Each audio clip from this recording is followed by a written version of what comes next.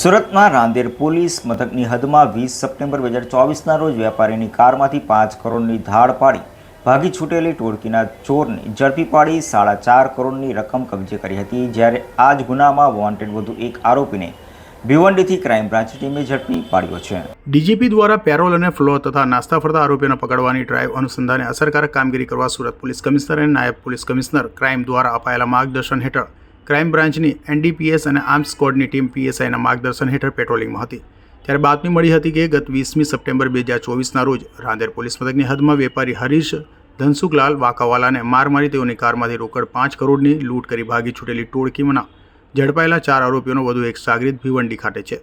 જે માહિતીના આધારે ક્રાઇમ બ્રાન્ચની ટીમે ભોયવાડ પોલીસની ટીમને સાથે રાખી ભિવંડી ખાતેથી આરોપી ઝુબેર અબ્દુલ ગફ્ફાર અંસારીને ઝડપી પાડ્યો હતો। તો આ ગુનામાં અગાઉ 4 આરોપીઓ ઝડપાયા હતા જે જેલમાં છે, તો તેઓ પાસેથી પોલીસે 4.5 કરોડ જેટલીની રકમ પણ કબજે કરી હતી।